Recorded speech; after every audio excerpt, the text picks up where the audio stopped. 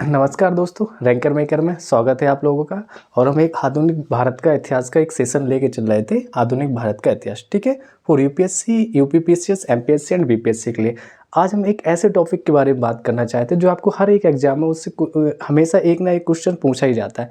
वो है हमारे बापू जी, गांधी जी। बापू के बारे में बात करते हैं। टॉपिक है गांधी जी और उनके आंदोलन। ठीक है, तो इनका जन्म 2 अक्टूबर 1869 में पोरबंदर गुजरात में हुआ था और प्रारंभिक शिक्षा इनकी राजकोट से हुई। राजकोट से एल्बर्ट एक स्कूल था, उससे वहाँ से इन्होंने अपनी शिक्षा ग्रहण की। उसके बाद इनका 13 वर्ष की उम्र में कस्तूरबा गांधी के साथ विवाह हो जाता है और इनके पिता का नाम करमचंद गांधी, इनको काबा कहते थे। इनके जो पिता थे वो काफ़ी जगह के दीवान थे, जैसे पोरबंदर था, बंकानेर था, राजकोट, यहाँ तीनों जगह के दीवान थे। माता का नाम था इनका पुतलीबाई। ये 1888 में क्या करती है, वकालत करने के लिए शादी हो जाती है 13 वर्ष की उम्र में। लगता है उस समय क्या शारदा एक्ट नहीं आया था, इसलिए वजह से इनकी नाबालिग में ही शादी हो गई थी। ठीक है, फिर ये 1888 में क्या करते हैं, ब्रिटेन जाते हैं अपनी वकालत की डिग्री लेने, वहाँ से वकालत पढ़ते हैं और उसके बाद ये आते हैं फिर वापस 1894 में जब ये दक्षिण अफ्रीका जाते हैं, वहाँ पे नटाल इंडियन कांग्रेस की स्थापना करते हैं। अब बात करें तो ये दक्षिण अफ्रीका तो 1893 में ही गए थे। किसके लिए गए थे कि दादा अब्दुल करके, जब ये 24 वर्ष के हो गए थे 1893 में, दादा अब्दुल के एक व्यापारिक मामला था, उसकी वकालत करने के लिए ये दक्षिण अफ्रीका डरबन गए थे और वहाँ पे 21 वर्ष तक रहे थे। ठीक है, लेकिन कोई इतने दिनों तक नहीं रहता है, बट ये रहे थे वहाँ पे। तो 1903 में इन्होंने जोहान्सबर्ग में लॉ फार्म की स्थापना की थी, जो 1910 तक वो वहाँ पे रहे थे। ठीक है, ये एक पॉइंट था। 1894 में वहाँ पे दक्षिण अफ्रीका में ही नटाल इंडियन कांग्रेस की स्थापना करते हैं और इनके कुछ सहयोगियों की जो सहयोगी थे उन्होंने सहायता की थी नटाल स्टॉय फार्म की स्थापना करने में। ठीक है, यहाँ पे एक फॉर्म बना लेते हैं। देन दक्षिण अफ्रीका इंडियन ओपिनियन अखबार निकाला उन्होंने दक्षिण अफ्रीका से। वो आपका किस किस भाषा में था, गुजरात में था, हिंदी में था, तमिल में था और अंग्रेजी में प्रकाशित करते। 1904 के बारे में इन्होंने दक्षिण अफ्रीका में किया था। इसी टाइम पे गांधी जी कहते हैं कि सत्य तथा अहिंसा रामराज के युगल एक सच्चे समाज, मतलब गांधी जी की अगर बात करें ये सत्य पे और अहिंसा पे चलते थे। रामराज के युगल एक सच्चे समाजवादी भी थे ये, तो इनके ये सिद्धांत थे। लुई फिशर से स्वयं इन्होंने कहा था कि मैं सच्चा समाजवादी हूँ, मेरे समाजवाद का अर्थ है सर्वोदय। तो आगे हम बात करेंगे कितने ज़्यादा ये सर्वोदय की चीज़ों को फॉलो करते हैं और ऐसी बातें करते हैं। गांधी जी के समाजवाद में मार्क्सवाद की भी झलक मिलती है, तो बताएंगे। ये फैक्ट है, देखो थोड़े कुछ स्टेटमेंट थे वो बात कर रहे हैं आपको। सत्याग्रह की रणनीति में हड़ताल को सबसे अंतिम ये स्थान प्राप्त करते, मतलब कोई भी सत्याग्रह हो इनका कि हड़ताल तो बाद में ही करते थे। इनका तो पहला काम यही था कि उपवास करना, उपवास पे बैठ जाना। ठीक है, ये सबसे अच्छा काम था, ये इनका सबसे बड़ा यही हथियार था। और उपवास को सबसे अधिक देना, हाँ, तो वो उपवास पे बैठ जाते थे। प्रभावकारी अस्त्र मानते थे इनसे, ये इनको ही वो अग्निबाण भी कहते थे कि उपवास पे बैठ जाना, हड़ताल बाद में करना, पहले उपवास पे बैठ जाओ, शरीर को थोड़ा सा कष्ट दो, इसी को ही अग्निबाण कहते थे। गांधी जी के सत्याग्रह सिद्धांत में सत्याग्रही का बहुत सारी चीज़ें सत्याग्रह के बारे में मिलती हैं। उद्देश्य शत्रु को पराजित करना नहीं, बल्कि उसका हृदय परिवर्तन करके उसे अपने अनुकूल बनाना। ये बहुत बड़ी बात है कि गांधी जी कहते थे कि हमारा उद्देश्य ये नहीं कि शत्रु को पराजित कर लें, उसका हृदय परिवर्तन करो और उसके अपने अनुकूल बना लो कि हमारी बातें मानने लगे। तो ये अंग्रेजों के अंदर यही परिवर्तन ला रहे थे। बहुत सारी चीज़ ऐसा ही करते रहते हैं, लेकिन बहुत सारा परिवर्तन भी किया इन्होंने देश के बारे में, देश में। परिवार नियोजन के लिए कहते थे ये कि आत्मनियंत्रण करना चाहिए। परिवार नियोजन कर लेंगे, ठीक है, मतलब सेल्फ कंट्रोल करो, आत्मनियंत्रण करो, अपने यहाँ परिवार नियोजन हो जाएगा। अब बात करते हैं 1901 में जब ये भारत आए, एक बार बीच में आते हैं 1915 में तो आती है, एक बार 1901 में आए थे। तो कांग्रेस का जो कलकत्ता अधिवेशन था उसमें इन्होंने भाग लिया था। उस समय जो कांग्रेस के अध्यक्ष आपके दिनसा बाचा जी थे। ठीक है, फिर ये जनवरी 1905 में, अच्छा यहीं पे 1901 में जब ये आए थे तो कहते कि जब इन्होंने भाग लिया था इसी अधिवेशन में गांधी का आधार प्रस्ताव पारित हुआ था कि बम्बई में अपने विधि कार्यालय की इन्होंने एक स्थापना की थी। ठीक है, इसी समय इन्होंने बम्बई में एक विधि कार्यालय की स्थापना कर ली थी। अब हम बात करते हैं 1915 पे। जनवरी 1915 में गांधी जब भारत लौटे तो बड़े लोकप्रिय हो गए थे। इनका बहुत ज़्यादा स्वागत सत्कार किया गया था और यहाँ से बहुत लोकप्रियता मिली थी इन्हें, क्योंकि ये वहाँ से भी दक्षिण अफ्रीका में भी रह के भारत के लिए कुछ ना कुछ काम कर ही रहे थे। ठीक है, अच्छा स्वागत हुआ। और ये आके ही सबसे पहले किससे मिलते हैं, अपने राजनीतिक गुरु गोपाल कृष्ण गोखले से मिलते हैं और वो इनसे कहते हैं कि आप उन्होंने कहा आप राजनीति में आना चाहते हैं तो पहले आप भारत का भ्रमण करो। ये आना चाहते थे राजनीति में, लेकिन गोखले जी कहते हैं कि आप पहले भारत का भ्रमण कर लो, कैसे स्थिति है सारी चीज़ें जान लो फिर जुड़ना इससे। तो ये भ्रमण करते हैं, तो राजनीति में इनका ज़्यादा इंटरेस्ट नहीं था। इन्होंने कहा कि हम खुद कुछ परिवर्तन अपने से लाएंगे। ठीक है, 1915 में अहमदाबाद कोचरब क्षेत्र में सत्याग्रह आश्रम ये स्थापित करते हैं और वहाँ से बाद में ये सत्याग्रह आश्रम वहाँ पे स्थापित तो कर लेते, तो देखते हैं यहाँ पे थोड़ा सा हवा पानी सही नहीं था। जब आप किसी नदी के किनारे बैठेंगे, बढ़िया हवा आएगी, है ना, मौसम अच्छा रहेगा, थोड़ा मन लगेगा योगा करने में। तो इसके बाद 17 जनवरी 1917 में साबरमती नदी के किनारे अपना आश्रम शिफ्ट कर लेते हैं। ठीक है, तो पॉइंट तो देख लेना, फिर कोई छूटा नहीं। फिर बात करते हैं गांधी जी का भारत में पहला सत्याग्रह था, वो आपका 1917 चंपारण में हुआ था। ठीक है, अब 1917 जो चंपारण में हुआ किस लिए हुआ था, यहाँ पे तीन कटिया पद्धति जो सिर्फ 3/20 भाग पर नील की खेती कराते थे अंग्रेज, तो इसके विरोध में किसानों ने इनको पंडित राम शुक्ल ने इनको बुलाया था और वहाँ भी जाते हैं और इसको अंग्रेजों के खिलाफ यहाँ पे सत्याग्रह करते हैं और उसी वजह से यहाँ से बड़ी लोकप्रियता और बढ़ जाती, मतलब इनका एक सफल सत्याग्रह यहाँ से हो गया। अगर यहाँ गांधी जी की बात करें तो ये कुछ विदेशी लोग थे, उनकी बुक्स को रीड करते थे, उससे काफ़ी प्रभावित होते। जैसे थोरो थे, थोरो से ही इन्होंने सविनय अवज्ञा के बारे में सीखा, कि उनकी जो बुक्स थी उसको पढ़ा था। ठीक है, और करबंदी की प्रेरणा ली वहाँ से ही। ठीक है, कैसे करबंदी कराना है, ये सारी चीज़ें। जॉन रस्किन नाम था इनका, जॉन रस्किन की पुस्तक अनटू दिस लास्ट, यहाँ से ये दक्षिण अफ्रीका से जब ये आ रहे थे रास्ते में तभी ये इसको पढ़ते हैं वो, और इससे क्या सीखते हैं, शारीरिक परिश्रम का आदर करना। अगर कोई भी शरीर से मेहनत कर रहा है तो उसका आदर करना चाहिए, ना कि नकारना चाहिए। ठीक है, दूसरा था व्यक्ति का कल्याण सबके कल्याण में निहित हो। अगर व्यक्ति कल्याण कर रहा है तो इससे सबके कल्याण, उससे सभी का कल्याण होना चाहिए, जिसको हम सर्वोदय कह सकते हैं, इसी के पॉइंट पे। ठीक है, ये हो गया आपका। फिर एक और थे आपके, हाँ, इसी के आधार पर इन्होंने सर्वोदय लिया। हाँ, जब वही बात हो रही है कि जब खुद का कल्याण, सर्वोदय सबका कल्याण हो, उसमें वेलफेयर हो, द वेलफेयर ऑफ ऑल, सबका सर्वोदय, ये सर्वोदय की डेफिनेशन। एक और थे आपके टॉलस्टॉय, इनका प्रसिद्ध वाक्य, यहीं से एक प्रसिद्ध वाक्य लेते हैं टॉलस्टॉय की बुक से, ईश्वर का राज तुम्हारे भीतर है। ये यहाँ से इन चीज़ों से बहुत ज़्यादा प्रभावित होते हैं। इन्हीं को सबको, जैसे कहते हैं कि बुकों को हमेशा पढ़ते रहना चाहिए, हम लोग भी पढ़ते हैं, तो कुछ ना कुछ चीज़ें वहाँ से सीखने को मिलती हैं कि हमें अपने देश के लिए क्या करना है, समाज के लिए क्या करना है, ये सारी चीज़ें। तो यहाँ से ये भी फॉलो कर रहे थे गांधी जी। ठीक है, ये सारे पॉइंट हो गए। तो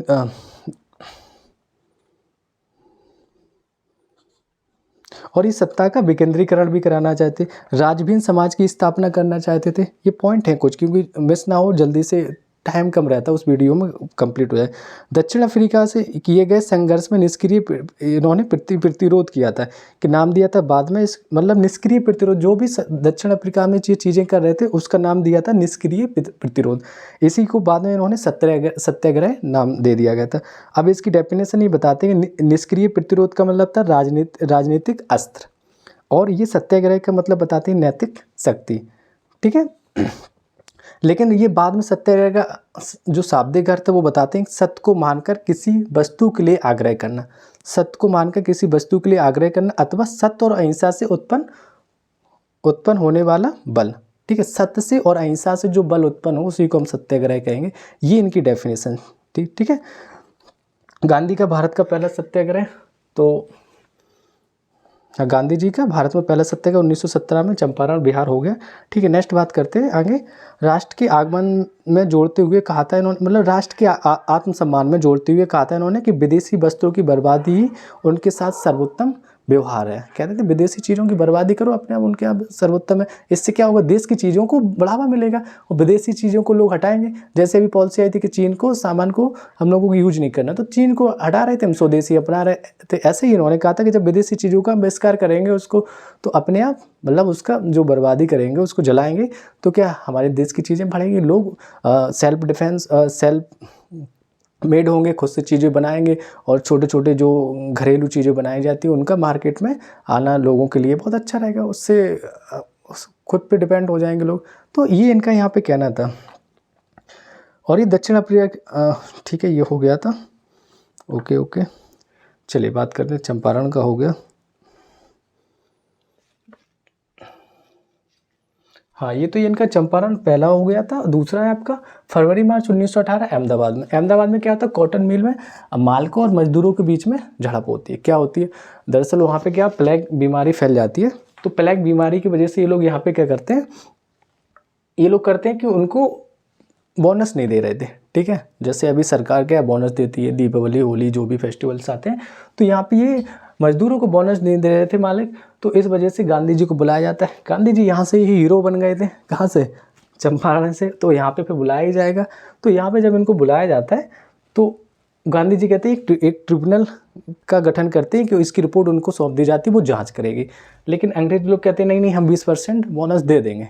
ठीक है, वो कहते नहीं नहीं 20% भी नहीं चाहिए। कह रहे नहीं, हम तो इनको ट्रिब्यूनल को दे रहे हैं, इसकी जांच करेंगे। लेकिन बाद में गांधी जी सोचते हैं उनका वही एक फंडा कि अनशन पे बैठ जाना। गांधी जी आराम से अनशन पे बैठते हैं, भूखे प्यासे बढ़िया आराम से, बाद में जूस वूस पिलाया जाएगा। तो उसके बाद फिर जब वो लोग मान जाते हैं, वो कहते हैं ठीक है हम 35% दे रहे हैं। तो गांधी जी कहते हैं ठीक है, 35% पर राजी हो जाते हैं और बढ़िया उनको मौसम्बी का जूस ले जाके पिलाया जाता है और वो अनशन तोड़ देते हैं। और यहाँ से भी वो ये सफल हो गए। ठीक है, तो इसके बारे में थोड़ा सा एक फैक्ट कुछ देख लेते हैं, कुछ पॉइंट तो नहीं है। ठीक है, यहाँ से कुछ नहीं था। अब बात करते हैं खेड़ा आंदोलन की। तो खेड़ा आंदोलन ये तीसरा आंदोलन। तो पहला इनका हो गया ये चंपारण, दूसरा हो गया अहमदाबाद, तीसरा है खेड़ा आंदोलन। ये सीक्वेंस से पूछे जाते हैं, क्वेश्चन मैच करना रहता है। गांधी जी के क्रम से लगाइए कौन से आंदोलन कब हुए थे। खेड़ा आंदोलन होता है 1918 में ही 22 मार्च को। और ये कब था, फरवरी मार्च में था, 1918 में था ये दोनों। लेकिन ये फरवरी मार्च में था, ये 1918 22 मार्च को था। ये तो 1917 में था, उससे कोई लेना देना नहीं। ठीक है, यहाँ पे क्या होता है कि खेड़ा में फसल नष्ट होने पर लगान माफ़ नहीं करती है सरकार। अंग्रेज सरकार थी तो माफ़ नहीं करती। और किसानों को कहना है कि हमारी फसल ही बर्बाद हो गई, तो आप इस बार माफ़ कर दीजिए। ठीक है, खुद के लिए उनको खाने को नहीं बचा है, बेचारे वो क्या करेंगे। ठीक है, तो लगान माफ़ नहीं करते। यहाँ पे इनका जो सहयोग किया था, सरदार पटेल थे, निहारी पारिक थी, शंकरलाल पटेल थे, महादेव देसाई थे, इंदुलाल याज्ञिक, श्रीमती अनसुईया बैन और विट्ठल भाई पटेल। इन सभी लोगों ने गांधी जी का यहाँ सहयोग किया था। ठीक है, तो यहाँ से कुछ पॉइंट, नो यहाँ से कोई पॉइंट नहीं। ठीक है, गांधी जी ने किसानों के पक्ष में सत्याग्रह किया और प्रथम असहयोग आंदोलन इनका यही इसी को कहा गया था। ठीक है, एक ये सारी चीज़ें यहाँ से हो गई। ठीक है, नेक्स्ट बात करते हैं, एक इनका शिष्य था, साबरमती आश्रम में भी रहता था। अब देखो बहुत सारी चीज़ें आएंगी, तो उसी ने इन्हें बापू कह के बुलाया था। ठीक है, पहली बार। नेक्स्ट बात करते हैं, जब महात्मा की बात आएगी तो बहुत सारे लोग हैं किस किसने महात्मा कहा था। तो आपके ऑप्शन में जो दिखाई दे उसको लगाना है। पहले प्योरिटी देना है हमें सबसे आपके टैगोर जी को। तो सबसे पहले 1915 में राजवैद जीवाराम कालिदास ने इनको महात्मा कहा था। एक क्वेश्चन ये मिलता है यहाँ से। 1915 में ही स्वामी श्रद्धानंद ने इनको महात्मा कहा था, ये भी क्वेश्चन मिलता है। और यहाँ पे टैगोर का भी कहा था कि चंपारण के दौरान जब वो चंपारण गए थे वहाँ पे इन्होंने इनको महात्मा कहा था। तो 3 लोगों से महात्मा मिलता है। अगर आपका स्वामी श्रद्धानंद है तो इन्हें लगा दीजिए, दूसरा आपका टैगोर जी इन्हें लगा दीजिए, जीवाराम को इनका थोड़ा सा लास्ट में रख लेना, जल्दी से मिलता नहीं है। ठीक है, जब कोई नहीं होंगे इन दोनों को, ये दो नहीं हो ऑप्शन में, तो इनको जीवाराम को ही लगाएंगे। क्योंकि ये नहीं सोचना है कि इसमें से कोई नहीं है, इनमें से कोई भी नहीं आए तो जीवाराम कालिदास को भी आप प्योरिटी दे सकते हैं। ठीक है, अब बात करते हैं 1921 में भारतीय राष्ट्रीय कांग्रेस की बागडोर संभालने के बाद क्या करते हैं। तो जी आते 1921 में इनको भारतीय राष्ट्रीय कांग्रेस की बागडोर थमाई जाती है। और फिर इनके कुछ स्टेटमेंट हैं। यहाँ पे ये कहते हैं कि संभालने के बाद ये कहते हैं उन्होंने देश भर से दरिद्रता को मुक्ति दिलाने का ये प्रेरण करते हैं कि हम देश भर से दरिद्रता को हटाएंगे, महिलाओं के अधिकारों का विस्तार करेंगे, धार्मिक जातीय एकता का निर्माण करेंगे और आत्मनिर्भरता के लिए अस्पृश्यता का विरोध करेंगे। ठीक है, ये सारे पॉइंट थे। गांधी जी के जो सचिव थे वो आपके प्यारे लाल थे, ये आपके प्यारे लाल थे। और चिकित्सक थे बहुत, देखो गांधी जी के आसपास भी जो लोग थे सबके बारे में जानना बहुत इंपॉर्टेंट है।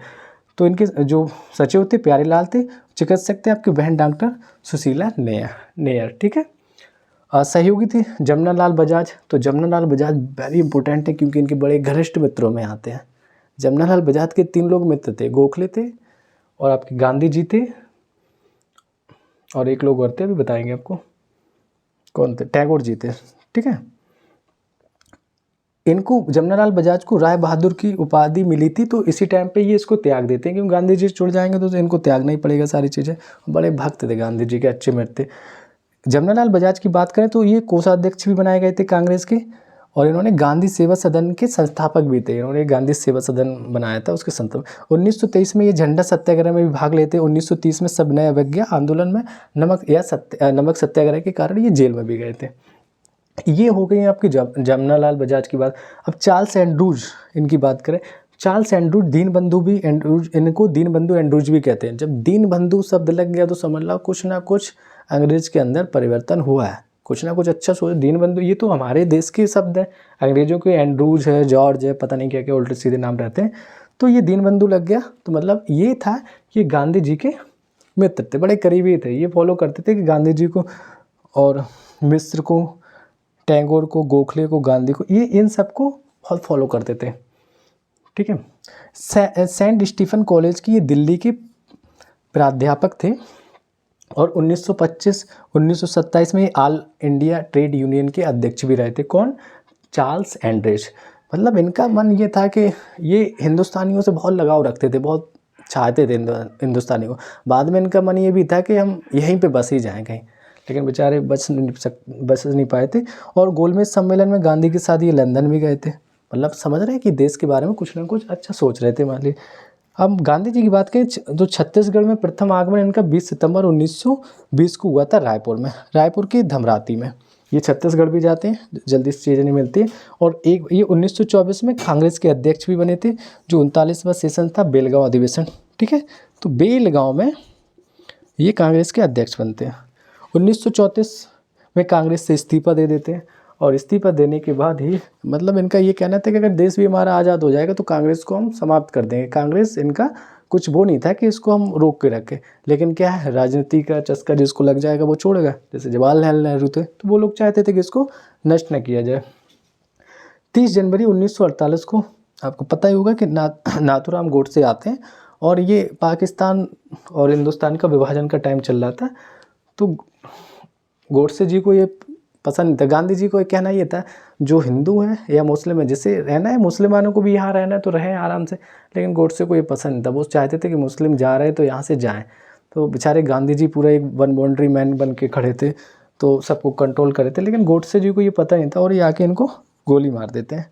ठीक है, बेचारे हमारे बापू जी शहीद हो जाते हैं। और इसके बाद 30 जनवरी को हमारी सरकार घोषित करती है कि हम शहीद दिवस को मनाएंगे। तो ये था आज का आपका टॉपिक गांधी जी।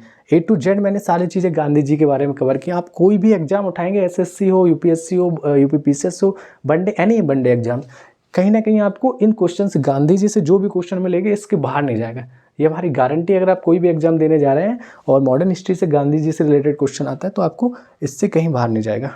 तो आप इसको पहले तो थोड़ा सा कोऑपरेट करते रहें और थोड़ा सपोर्ट करें, लाइक करें एंड सब्सक्राइब करें। ज़्यादा से ज़्यादा लोगों को थोड़ा शेयर करें। क्यों, जितने भी चीज़ें ये अगर आप लोग सब्सक्राइब करते रहेंगे, मेरी कोशिश बेटर हम तो कर ही रहे, लेकिन टाइम भी हमारे पास लिमिट रहता है। कुछ शॉर्ट टाइम में हमें एक शॉर्ट वीडियो में A to Z सारी चीज़ें कवर करानी पड़ती। जैसे कुछ थॉट तो हमने आज लिख लिए थे। हाँ, यहाँ पे एक बात हो रही है कि PM उस टाइम पे जो हमारे नेहरू जी थे, उन्होंने कहा था कि हमारे जीवन से प्रकाश चला गया है और हमारे चारों तरफ अंधकार ही अंधकार छा गया। तो ठीक है, गांधी जी जब शहीद हो गए तो ये तो कहेंगे ही। और उनका ये भी कह रहे थे, मैं आप लोगों से, जनता को संबोधित कर रहे थे, कैसे हम आप लोगों को बताएं कि हमारे बीच बापूजी यानी गांधी जी अब नहीं रहे। ये हमारे जवाहरलाल नेहरू प्रधानमंत्री जी थे, उन्होंने इसको संबोधित किया था। तो आप लोग लाइक करें, सब्सक्राइब करें। Thank you.